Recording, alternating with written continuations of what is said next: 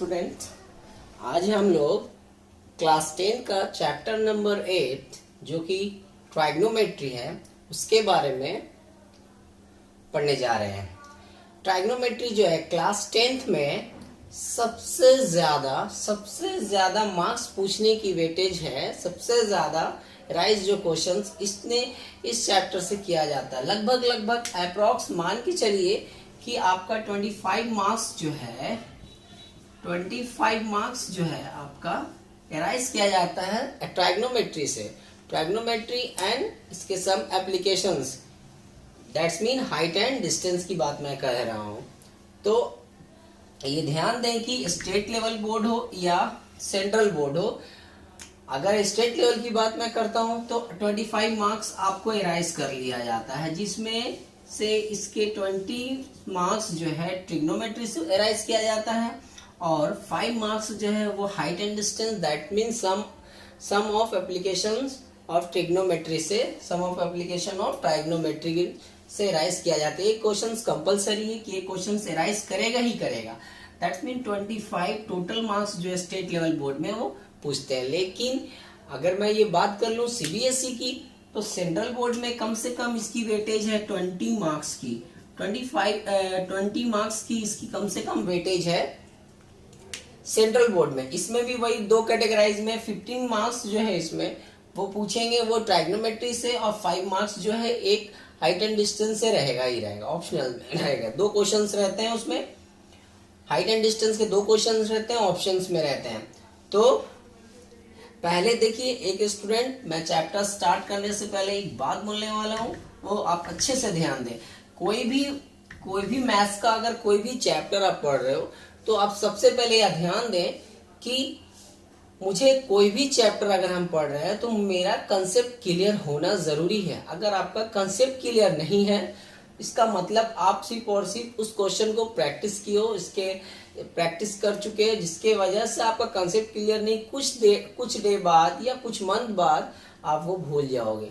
इसका मतलब अगर आपका कंसेप्ट क्लियर है तो कभी भी आप भूलने की chances as compare to previous cases से, अगर मैं पिछले केसेस की बात करूं तो उससे आपको बेटर रहेगा। कंसेप्ट क्लियर होना बेहद जरूरी, चाहे आप कोई भी चीज पढ़ो, फिजिक्स पढ़ो या फिर मैथ पढ़ो या कोई भी ऐसा, अगर फिजिक्स का आप डेरिवेशंस कर रहे हो तो उसको कंसेप्ट क्लियर होना चाहिए कि आखिर जो फॉर्मूला यूज हो रहा है क्यों हो रहा है, क्या वजह है, इस आखिर यही फॉर्मूला क्यों आया यहाँ इस पोजीशन पे। तो ऐसे पॉइंट्स है, तो इस पॉइंट्स पे हमें कंसेप्ट क्लियर करना बेहद जरूरी है। तो सबसे पहले कंसेप्ट किसे कहते हैं, यही बात आपके माइंड में चल रही होगी। तो सबसे पहले स्टूडेंट देखते हैं कि कंसेप्ट कैसे क्लियर होगा। देखिए मान के चलिए मैं अभी ट्राइग्नोमेट्री स्टार्ट करने से पहले एक एग्जांपल लेता हूं, जो कि रफली एग्जांपल है, आप सिर्फ एक गौर करेंगे कि ये क्वेश्चंस है, ट्राइग्नोमेट्री है। ट्राइग्नोमेट्री में अगर मान लिया मैंने एक क्वेश्चन दिया, फॉर एग्जांपल कि इफ यदि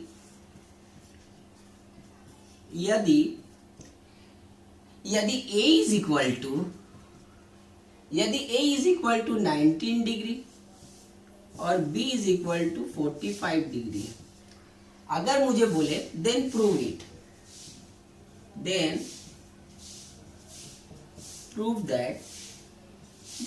इट क्या, तो tan a प्लस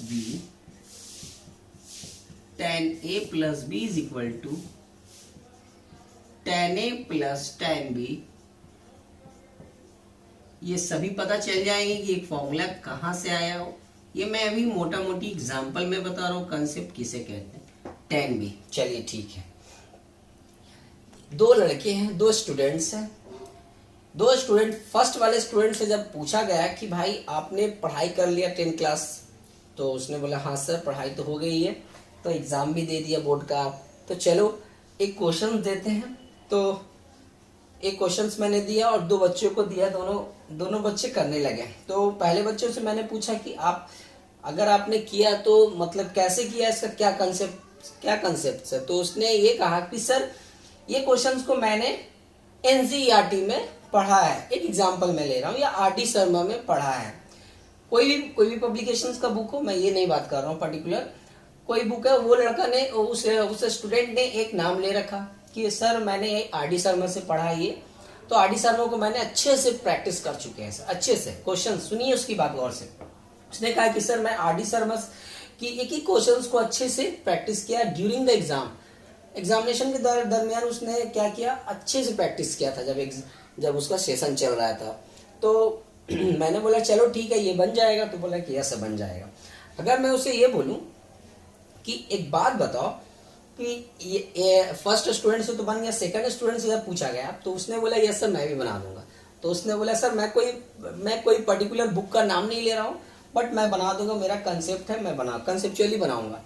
तो हम बोला चलो ठीक है। उसने भी बोला कि सर लेफ्ट हैंड में ए और बी की वैल्यू रखिए, और जो वैल्यू आएगी फ्रॉम राइट हैंड चलिए, दोनों अगर इक्वल है तो आप प्रूव कर सकते हैं कि लेफ्ट हैंड राइट हैंड के इक्वल है। लेकिन इन द अदर वर्ड कि दूसरे कहने का मतलब है कि अगर मैंने उससे पूछा कि चलो भाई तुम लोग ने तो क्वेश्चन दोनों सोल्व कर लिया, तुम लोग 10 क्लास में कितने एंगल तक पढ़ा है, ट्राइग्नोमेट्री रेशियो जो त्रिकोणमितीय अनुपात जो है तुम कितने डिग्री तक पढ़ा? सर 90 डिग्री तक। इसके अलावा 90 डिग्री के बाद हम लोग ने नहीं पढ़ा, इसके आगे वैल्यू मालूम नहीं है। तो बोला चलो बढ़िया। तो मैंने बोला कि जब नहीं मालूम है तो ये क्वेश्चन तो बनेगा नहीं आप लोग से। तो मैंने दे रखा है, एक एग्जांपल दिया 135 डिग्री की वैल्यूज क्या है। तो फर्स्ट वाले ने बोला सर मैं तो ये पढ़ा ही नहीं है सर, बुक में देखा ही नहीं है, तो फिर सर कैसे बनेगा सर, मुझे ये नहीं समझ में आ रहा। तो हमने बोला चलो ठीक है भाई कोई बात नहीं। सेकंड वाले ने बोला सर मैं बना दूंगा। बोला वाह क्या बात है, तुमने तो बोला कि 90 डिग्री तक पढ़े हैं, तो फिर 135 कैसे बना दे? फर्स्ट वाले भी उस हैरत में आ गया, भाई ये भी तो 90 तक ही पढ़ा है ऐसा। तो फर्स्ट वाले ने कंसेप्चुअली नहीं पढ़ा था, सेकंड वाले कंसेप्चुअली पढ़े थे, इसके वजह से वो बोल रहा था, उस बेसिस पर बोल रहा था, उसके आधार पर उसने बोला सर इसकी वैल्यू मैं बता दूंगा। तो हमने बोला चलो बताओ, तो कैसे कंसेप्चुअल? तो उसने बोला कि सर अगर क्या मैं एक आता है बेसिकली क्लास 6 में या 7 में एक एसोसिएटिविटी प्रॉपर्टीज आती है। इसका मतलब ऐसे एसोसिएटिविटी प्रॉपर्टीज किसे कहते हैं? जैसे फॉर एग्जांपल 2 + 3 अगर मैं कहता हूं तो रिजल्टेंट आता है 5, या 3 + 2 करते हैं तो ये आता है 5। ये मल्टीप्लाई ये एडिशन में है, और मल्टीप्लाई की केस में भी 2 3 = 6 और देन 3 2 = 6। मतलब कि चाहे आप पोजीशन चेंज कर लो रिजल्टेंट चेंज होने वाला नहीं है। दो केस में एसोसिएटिविटी प्रॉपर्टीज फॉलो की जाती है, समेशन में और मल्टीप्लिकेशन में, प्रोडक्ट में। तो उसने बोला कि सर हम इसको क्या हम दो रूप में कैटेगराइज कर सकते हैं? बोला कैसे?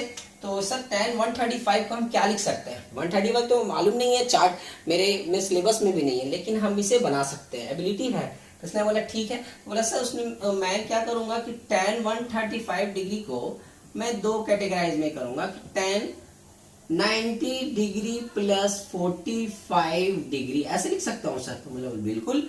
तो बोला सर जब ऐसे लिख सकते हैं तो ये तो फॉर्मूला बन गया सर, ए की वैल्यू को ए रिप्रेजेंट कर देगा, एंगल ये है और बी ये है, tan a + b फॉर्मूला लग गया, tan a + tan b 1 - tan a × tan b। अब यही प्रोसेस को यूज कर लेंगे सर, आ जाएगा।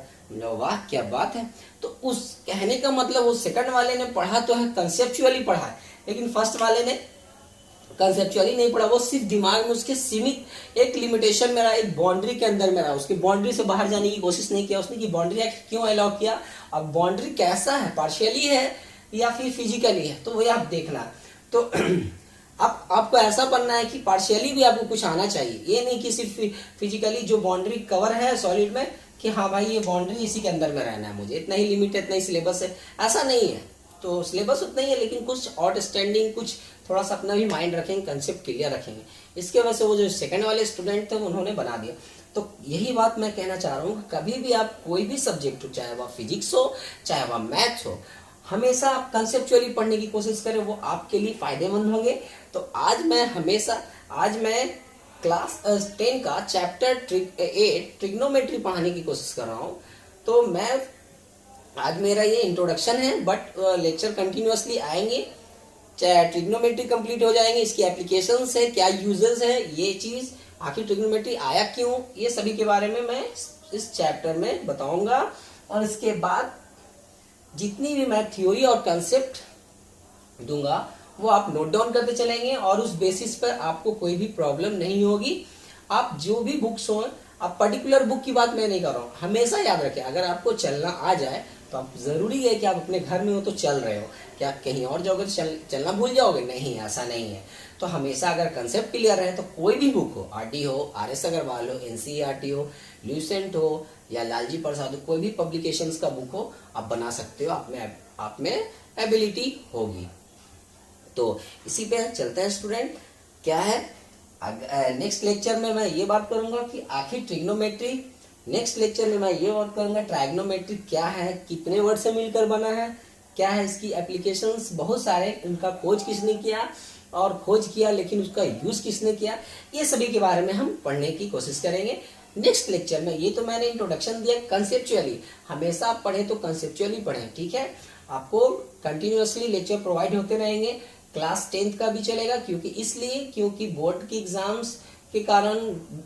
के एग्जाम के कारण मैंने क्लास 10th और 12 को टारगेट किया है कि सबसे पहले 10th और 12 टारगेट हो जाए, कंप्लीट हो जाए, उसके बाद फिर मैं बात करूंगा 9th और 11th की। उसके बाद मैं जब ये ऑल ओवर कंप्लीट हो जाएगा तो फिजिक्स की बात करूंगा और केमिस्ट्री की बात करूंगा, ठीक है। तो सबसे पहले मैथ पे आप कंसंट्रेशन करें, क्योंकि मैथ्स ही एक ऐसा चीज है जो और सब सब्जेक्ट में इंटरेस्ट लाता है पढ़ने में। अगर मैथ्स आपका क्लियर नहीं है अच्छे से तो ना ही आपको फिजिक्स में मन लगेगा पढ़ने में, ना ही फिजिक्स के डेरिवेशन को आप अच्छे से हैंड ओवर का मतलब अच्छे से आप कंसेप्ट उसका क्लियर हो पाएगा। इसलिए हमेशा ध्यान दें कि मैथ्स में ज्यादा फोकस करें, क्योंकि मैथ्स ही एक ऐसा है चीज है कि मैथ आपको क्या करेगा कि आपकी कैलकुलेशन को मजबूत कर देगा, और साथ ही साथ आप और आपकी पढ़ाई के प्रति जो मेन वर्ड है जिसके वजह से सब बच्चे दूर रहते हैं वो है क्या मालूम है? आखिर मूवी देखते हैं तो बहुत जल्दी याद हो जाता है, लेकिन अगर वही पढ़ाई की बात मैं करूँगा, अदर हैंड अगर मैं पढ़ाई की बात करता हूँ तो बोलता है कि सर पढ़ाई करते हैं तो समझ में आता फिर भूल जाता है। मतलब क्या वजह है कि तुम भूल जाते हो? तो रीजन क्या है? एक वर्ड छिपा हुआ रहता है जो कि इंटरेस्ट है। अगर आपको इंटरेस्ट रहता है किसी चीज में तो आप जल्दी से कैप्चर कर लेते हो, लेकिन इंटरेस्ट नहीं है इसका मतलब आप में और आपकी पढ़ाई में इंटरेस्ट नहीं है। अगर इंटरेस्ट आ जाए तो खुद ब खुद वो बिना मतलब आपको कोई जरूरी नहीं है कि उस पर इतना मेहनत करना पड़ेगा। इंटरेस्ट ला दो। इंटरेस्ट का मतलब कंसिस्टेंसी, कहने का ये मतलब कि रोज पढ़ो, ये नहीं एक रूटीन मान लो और हमेशा पढ़ो तो कंसेप्ट पढ़ो, पूरा फोकस 100% फोकस करो, ये नहीं कि हाँ थोड़ा सा सिर्फ फोकस कर रहे हैं, ठीक है।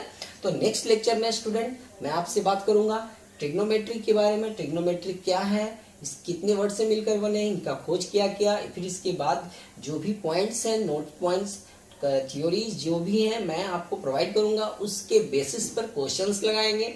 उसके बाद धीरे धीरे हम कंटिन्यूअसली बढ़ते चले जाएंगे।